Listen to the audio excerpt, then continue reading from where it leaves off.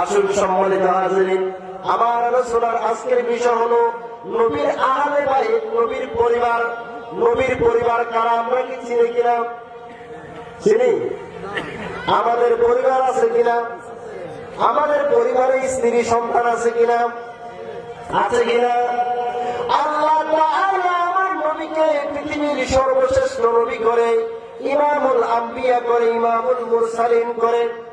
আল্লাহ তাআলা যখন আমার নবীকে সৃষ্টি করলেন, আল্লাহ তাআলা আমার নবীর পরিবারের অন্তর্ভুক্ত করে দিলেন কাদেরকে? সম্মানিত হাজিরিন, আল্লাহ তাআলা বলেন আমার নবীর পবিত্র পরিবার হলো উম্মতে মুসলিমার জন্য, সমগ্র পৃথিবীর মানুষের জন্য হেদায়েতের অন্যতম রাস্তা। বলে সুবহানাল্লাহ। আমার নবীর পরিবার কারা? হযরত উম্মে সালামা রাদিয়াল্লাহু তাআলা আনহা থেকে বর্ণিত হাদিসে পাকের মধ্যে এসেছে, একদিন সকাল বেলায় আমার নবী যখন উম্মে সালামা রাদিয়াল্লাহু তাআলা দেখতে পেলেন আমার নবী একটা গায়ের চাদর আবৃত করা অবস্থায় রয়েছেন। কি অবস্থায়? চাদর আবৃত করা অবস্থায়। এই মুহূর্তে ইমামে হাসান রাদিয়াল্লাহু তাআলা আসলেন আমার নবীর দরবারে। এর কিছুক্ষণ পরে ইমাম হুসাইন আলাইহিস সালাম রাদিয়াল্লাহু তাআলা আসলেন আমার নবীর দরবারে। এর কিছুক্ষণ পরে মা ফাতিমা জাহরা তয়্যিবা তাহেরা আলাইহিস সালাম রাদিয়াল্লাহু তাআলা আসলেন আমার নবীর দরবারে। এর কিছুক্ষণ পরে ইমাম আলী মাওলা আলী শেরে খোদা আমার নবীর দরবারে আসলেন। জোর বলে সুবহানাল্লাহ। কয়জন আসলেন? জোর বলে কয়জন আসলেন? ইমামে হাসান, ইমামে হুসাইন, মা ফাতিমা জাহরা তয়্যিবা তাহেরা, ইমামে আলী মাওলা আলী শেরে খোদা, এই চারজন আসলেন। কয়জন আসলেন? চারজন আসলেন। আমার নবী পাক আমার নবীর চাদর মুবারককে এভাবে উন্মুক্ত করলেন। প্রথমে ইমামে হাসানকে আমার নবী চাদরের মধ্যে ঢুকাইলেন, এরপর ইমামে হুসাইনকে আমার নবী চাদরের মধ্যে ঢুকাইলেন, এরপরে মা ফাতিমা জাহরা তয়্যিবা তাহেরাকে আমার নবী চাদরের ভিতরে ঢুকাইলেন, এরপরে শেরে খোদা আলীকে ঢুকাইলেন। আমার নবী সহ এই চাদরের ভিতরে লোক কয়জন? জোরে বলুন কয়জন? পাঁচজন। আমার নবী এনাদের সবাইকে চাদরের ভিতরে ঢুকিয়ে আমার নবী যখন চাদরের মধ্যে ঢুকাইলেন, ইতিমধ্যে আমার নবীর অন্যতম উম্মে সালামা তিনি বললেন, ইয়া রাসূলুল্লাহ, ইয়া হাবিবাল্লাহ, আমি কি আপনার যে চাদরের মধ্যে ইমামে হাসানকে প্রবেশ করালেন, ইমামে হুসাইনকে প্রবেশ করালেন, মা ফাতিমাকে প্রবেশ করালেন, মাওলা আলীকে প্রবেশ করালেন, এই চাদরের মধ্যে কি আমি কি ঢুকতে পারি? আমি কি প্রবেশ করতে পারি? আমার নবী বলেন, ও উম্মে সালামা, তুমি যেই জায়গার মধ্যে রয়েছ, আপনি যেই জায়গার মধ্যে রয়েছেন, সেই জায়গাটা অত্যন্ত সম্মানিত। জোরে বলে সুবহানাল্লাহ। আরেকটু জোরে বলে সুবহানাল্লাহ। আমার নবী উম্মে সালামা রাদিয়াল্লাহু তাআলাকে বললেন, আপনি এই চাদরের মধ্যে আসা লাগবে না, এমনিতে আপনি সম্মানী। এই চাদরের মধ্যে আমার পরিবারের সদস্যরা এসছে, মা ফাতিমা জাহরা, মাওলা আলী শেরে খোদা, ইমামে হাসান, ইমামে হুসাইন আলাইহিস সালাম রাদিয়াল্লাহু তাআলা আনহু, এই চারজন আমার নবী সহ পাঁচজন অন্তর্ভুক্ত হলেন। আমার নবী আল্লাহর কাছে দোয়া করলেন, ও আল্লাহ পরওয়ারদিগারে আলম, এই পাঁচজন হলো আমি নবীর চাদরের মধ্যে যারা আছে তারা হলো আমার আহলে বাইত। আল্লাহ তাআলা তাদেরকে পবিত্র করেছেন। কিয়ামত পর্যন্ত যারা আমার এই আহলে বাইতকে অনুসরণ করবে তারা দুনিয়া এবং আখিরাতে সফলতা লাভ করবে। সুবহানাল্লাহ। এখন আমরা বুঝতে পারছি কিনা নবীর আহলে বাইত কারা? নবীর আহলে বাইত হচ্ছে ইমামে হাসান, ইমামে হুসাইন, মা ফাতিমা জাহরা তয়্যিবা তাহেরা, মাওলা আলী শেরে খোদা। এই পাঁচজন হচ্ছে আমার নবী সহ তিনারা হচ্ছে আহলে বাইতে রাসূল। জোরে বলে সুবহানাল্লাহ। তাহলে আহলে বাইতে রাসূলের করুণ পরিণতি হয়েছে যারা আমার নবীর নাতিকে ইমামে হুসাইনকে কারবালার ময়দানে, আমার নবীর দরিদ্র ইমামে হুসাইনকে কারবালার ময়দানে কারা শহীদ করেছিল? না, এই জন্য কবি বলেন, কারবালার করুণ কাহিনী কেমনে ভোলা যায়, কারবালার করুণ কাহিনী কেমনে ভোলা যায়। নিষ্ঠুরে জিন শহীদ করলেন, নিষ্ঠুরে জিন শহীদ করলেন আওলাদে রাসূল, কারবালার করুণ কাহিনী কেমনে ভোলা যায়। কথা বলুন ঠিক কিনা? আজ থেকে 1000 বছর পূর্বে কারবালার প্রান্তরে যখন আওলাদে রাসূলকে যখন শাহাদাত করা হলো, যারা আমার ইমাম হুসাইনকে শহীদ করেছেন তারা তাদের তাঁবুর ভিতরে নামাজ জামাতের সহকারে পড়ছেন কিনা? পড়ছে কিনা? কথা বলা পড়ছে? তাহলে তারা কোন প্রকারের মুসলমান?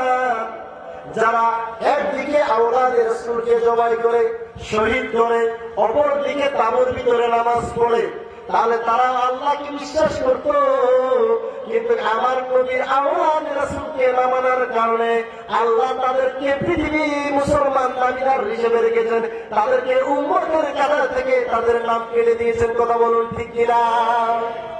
এখন আজকের এই মাহফিল হয়েছে কিনা?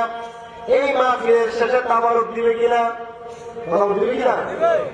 এখন মাহফিল আপনি যদি বলেন তাবারুক খাওয়ার পরে বলেন কিসের মাহফিল কিসের কি, তাহলে আপনার সাথে তাবারুক খাওয়ার সাথে মাহফিলকে আপনি অস্বীকার করলেন কিনা? বললেন কিনা? করেছেন।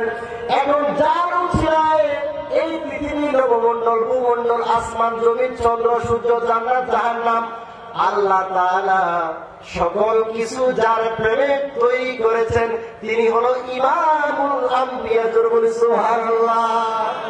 সেই ইমামুল আম্বিয়া বলেন আমি হচ্ছে হুসাইন থেকে, হুসাইন আমার নবী থেকে, হাসান আমি নবী থেকে, আমি নবী তাদের থেকে। জোরে বলি সুবহানাল্লাহ। যারা আমার হুসাইনকে কষ্ট দেয় তারা যেন আমি নবীকে কষ্ট দেয়। জোরে বলি সুবহানাল্লাহ। তাহলে নিয়েজিত সেদিন আমার নবীকে কষ্ট দিয়েছিল কিনা? দিয়েছে কিনা? আপনি আমার নবীর নাতিকে আঘাত করবেন, তাকে শাহাদাতের সূরা পান করাবেন, আবার নিজেকে তাওহীদের মুসলমান বলবেন, তাহলে আপনি কখনো তাওহীদের মুসলমান নয়। তাওহীদের মুসলমান হতে হলে আগের সালাতের খাতায় আপনাকে নাম লেখাতে হবে। জোরে বলে সুবহানাল্লাহ। আমার নবী বলেছেন এই পৃথিবীতে দুটি জিনিসকে যদি তোমরা আঁকড়িয়ে ধরো, কয়টি জিনিস? জোরে বলুন কয়টি জিনিস? দুটি জিনিসকে যদি তোমরা আঁকড়িয়ে ধরো তাহলে তোমরা কখনো পথভ্রষ্ট হবে না। কয়টি জিনিস বলেন আপনারা? সেই দুটি জিনিস কি? কোরআন এবং হাদিস। জোরে বলে সুবহানাল্লাহ। কিন্তু বাবারা আমার, বন্ধুরা আমার, নবীর মনোযোগ দিয়ে শুনতে হবে। হাদিস দুই ভাবে এসছে। একভাবে এসছে ইতিসামু কিতাবুল্লাহি ওয়া সুন্নতি রাসূলি। এক নাম্বার একটি হাদিসের মধ্যে এসছে যারা আল্লাহর কিতাবকে আগিয়ে ধরবে, ওয়া সুন্নাহকে আগিয়ে ধরবে, তারাই সঠিক পথের দিশা পাবে। জোরে বলে সুবহানাল্লাহ। আর একটি সহিহ মুসলিমের বর্ণনা এসছে কিতাবুল্লাহি ওয়া ইত্রাতে আহলে বাইতি। জোরে বলে সুবহানাল্লাহ। আমার নবী বলেন ও উম্মত, তোমরা যারা আল্লাহর কিতাবকে আগলিয়ে ধরবে, কোরআনকে আগলিয়ে ধরবে এবং আমার নবীর আহলে বাইতকে আগলিয়ে ধরবে, তোমরা কিয়ামত পর্যন্ত হেদায়েতের উপরে প্রতিষ্ঠিত থাকবে। জোরে বলে সুবহানাল্লাহ। তাহলে আমাদের হুজুররা ওয়াজ করে শুধু কোরআন এবং সুন্নাহ আগলিয়ে ধরলে আপনি মুমিন হবেন। আর আমার নবী বললেন কোরআন হাদিসের সাথে আরেকটি বিষয় অ্যাড করতে হবে, সেটা হলো ইত্তাকি আহলে বাইতি, অর্থাৎ আমার নবীর পরিবারকে যারা আগলিয়ে ধরবে তারাই হেদায়েত প্রাপ্ত হবে। জোরে বলে সুবহানাল্লাহ। তাহলে আমার নবীর আহলে বাইতকে যদি আপনারা আগলিয়ে ধরেন, নবীর পরিবারকে যদি আপনি আগলিয়ে ধরতে পারেন, তাহলে আপনার জন্য আমার নবী শাফায়াত করবে। জোরে বলে সুবহানাল্লাহ। নবীর শাফায়াত চাননি? নবীর শাফায়াত চাই? একটু আদর কারাগার চাই? নারে তাকবীর, নারে রিসালাত, নারে হায়দারি। আল্লাহ কবুল করুন, সকলে বলে আমিন। আজকে এই মাহফিল হচ্ছে শাহাদাতে কারবালার মাহফিল। কিসের মাহফিল? কিসের মাহফিল? এই পৃথিবীতে আমরা যখন কোন কারো উপকার করি, আমরা একদিন একজনের উপকার করলে আরেকদিন তার থেকে আমরা লাভের আশা করি কিনা? আশা করি কিনা? পৃথিবীতে আমরা বড় স্বার্থপর মানুষ। আমরা কারো একদিন যদি কাউকে 10 টাকা খাওয়াই, আরেকদিন তার থেকে 20 টাকা পাওয়ার আশা রাখি। রাখি কিনা? কিন্তু আমার নবী বলেন, আমি যে তোমাদের কাছে দিন প্রচার করেছি, আমি যে মার খেয়েছি কারবালার ময়দানে, আমি যে তাইফের ময়দানে মার খেয়েছি, তাইফের ময়দানে পাথরের আঘাত খেয়েছি, ওই আরবের লোকগুলো আমার নবী পাকের মুস্তাক মুবারকের মধ্যে ওদের নাড়ি বুড়ি দিয়েছেন। একবারের জন্য আমার নবী কোন কাউকে গালি দেয় নাই, আঘাত করে নাই। এটা হচ্ছে আমার নবীর শান্ত বলে সুবহানাল্লাহ। কিন্তু আমাদেরকে একটি কথা বললে, তারটা আরেকটি কথা না বললে আমাদের ঘুম হয় না। কথা বলুন ঠিক কিনা?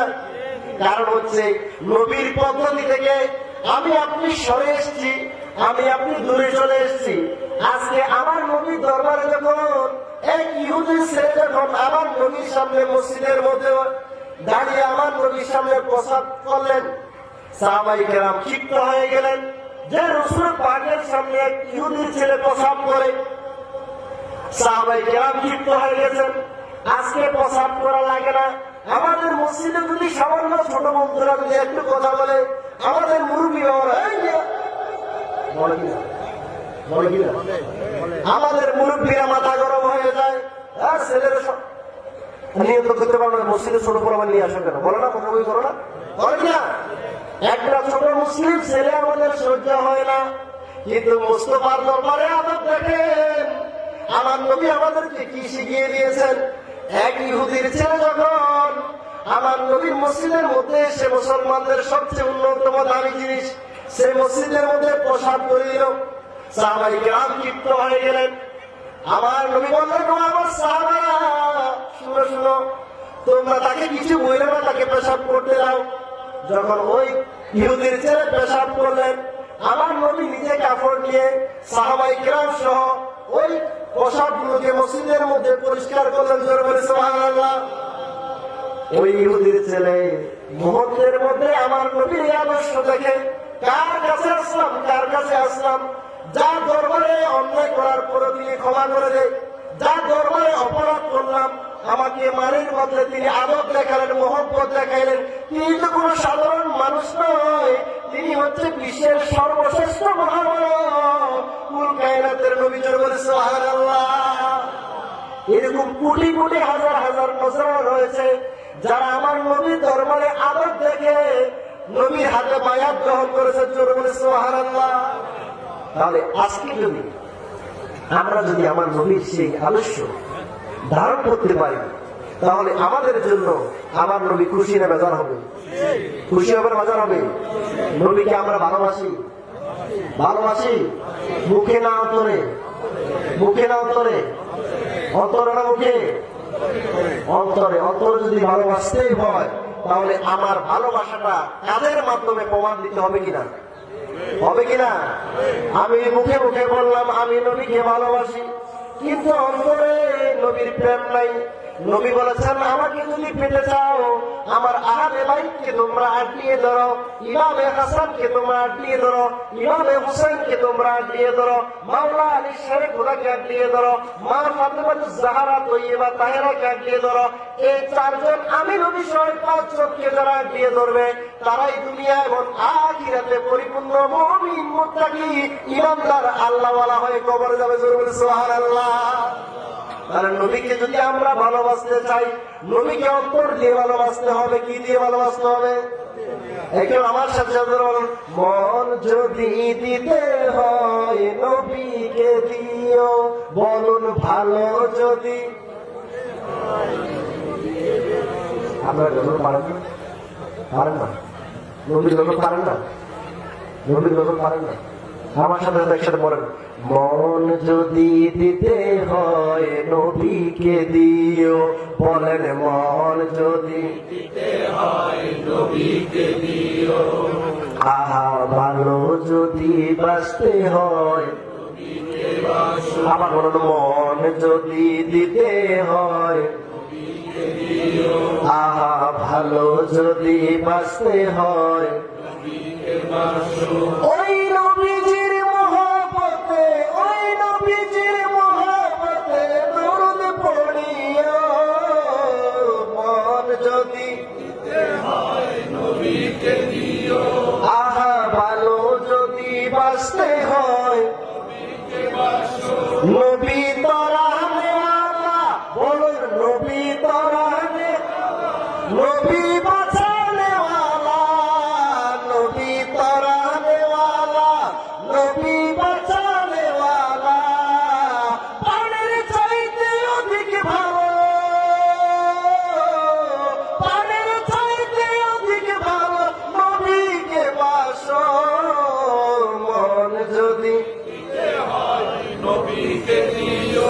আহা ভালো যদি বাঁচতে হয় নবী তরানেওয়ালা, নবী বাঁচানেওয়ালা, পানের চাইতে অধিক ভালো, পানের চাইতে অধিক ভালো নবীকে বাসো মন যদি আহা ভালো যদি বাঁচতে হয় তাহলে নবীকে ভালোবাসবো মন দিয়ে, কি দিয়ে, কি দিয়ে, মন দিয়ে নবীকে ভালোবাসতে হবে। নবী আমার বলেন কুল্লা, আল্লাহ তাআলা বলেন কুল্লা আসআলুকুম আলাইহি আজরান ইল্লাল মাওয়াদ্দাতা ফিল কুরবা। আবার আল্লাহ তাআলা বলেন আমার নবী যে তোমাদের কাছে এই দ্বীনের দাওয়াত দিয়েছেন এইগুলোর বিনিময়ে তিনি কিছুই চান না, তিনি একটি জিনিস চান, সেটি হলো আমার নবী চায় আমরা যেন তার পরিবারকে ভালোবাসি। জোরে বলি সুবহানাল্লাহ। তার নবী কি চায়? আমার নবীর পরিবারকে ভালোবাসা। এখন বলেন আমরা নবীর পরিবারকে ভালোবাসবো কিনা, বাসবো কিনা? এখন নবীর পরিবারকে যদি ভালোবাসি তাহলে কি হবে? আমার নবী বলেন যারা আমার নবী পরিবারকে ভালোবাসবে, আমি নবীর পরিবারকে মহব্বত করবে, কেমন পর্যন্ত যারা আমার আহলে বাইতকে ভালোবাসবে তারাই আমি নবীর সাথে কিয়ামতের ময়দানে ইন্না আতাইনাকাল কাউসার, সুবহানাল্লাহ, আরেকটু জোরে সুবহানাল্লাহ। কিয়ামতের ময়দানে